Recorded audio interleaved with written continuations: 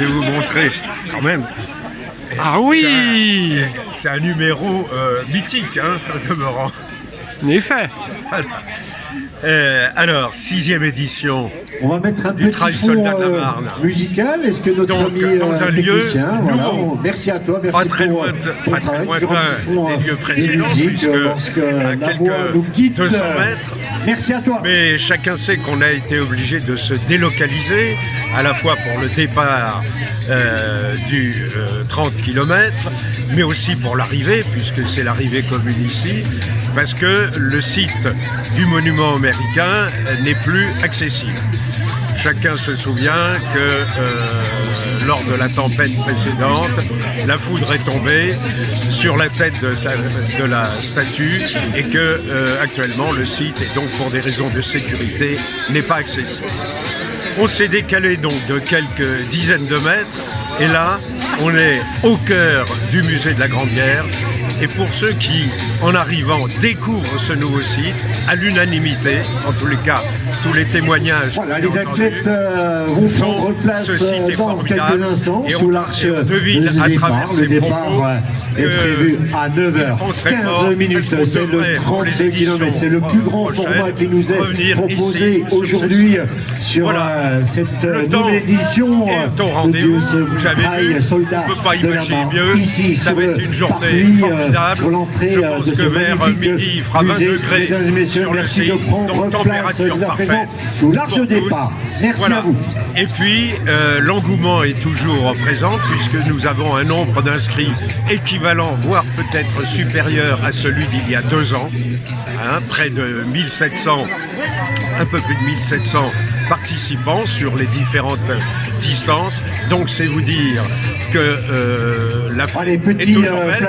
Et sur ces participants, retour en arrière sur l'édition de 42 dernière. départements différents. Souvenez-vous, donc, du côté des hommes, c'était Thibaut Ferrero qui avait remporté le 30 km il y a 2 ans. L'année dernière, avec Covid, l'épreuve est annulée en 2 heures, 2 minutes et 34 secondes. Devant Florian Jardin en 5 secondes. Derrière, on trouve Maxime le Teba. premier vice-président. Pour ce qui est des dames, belle victoire de Julie Leclerc en 2h22 minutes. Devant Émilie Géron et Pascal Gibou. Merci. Nous sommes ici à proximité de ce magnifique musée. Merci d'être au rendez-vous. Voilà, la presse à nos côtés, quelques photos. C'est bon pour vous, messieurs les photographes. Monsieur Sarrazin, s'il vous plaît, venez me retrouver. On va parler une nouvelle fois du Piedmont, on va parler le sport. C'est une belle réussite. On le disait depuis quelques années, cet événement monte en puissance. Nos amis sportifs ont répondu présent une nouvelle fois. Oui, je crois que toutes nos manifestations qui arrivent maintenant, les manifestations sportives renaissent. Il faut renaître la vie dans nos villes et dans nos pays.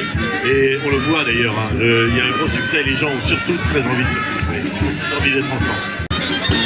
Nous sommes à 5 minutes du départ.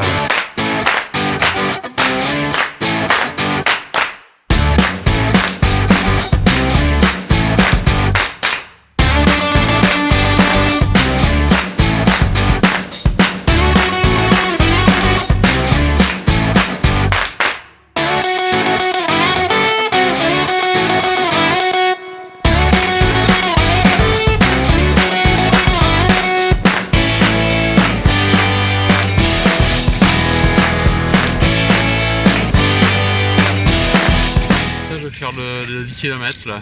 Le 10 km quand même. Ouais. Ah, et pourquoi vous faites le trail? Bon, parce que c'est pour... déjà j'avais envie de le faire, j'avais fait m'être inscrit l'année dernière mais malheureusement ça avait été annulé à cause du Covid. Hein. Donc puis moi je cours régulièrement, donc je fais du sport régulièrement, donc puis c'est sympa de se retrouver ensemble pour... puis on a travers champ là, c'est sympa quoi. Puis il fait beau aujourd'hui donc en plus, c'est agréable.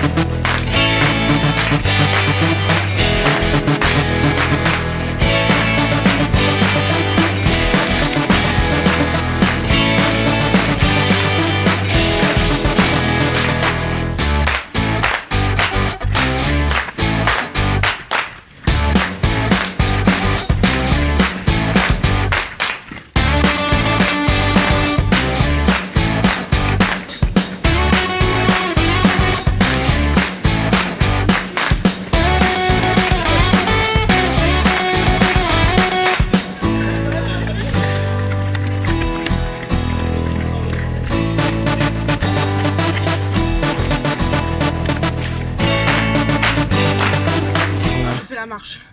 Bah, je cours pas, donc voilà, la marche.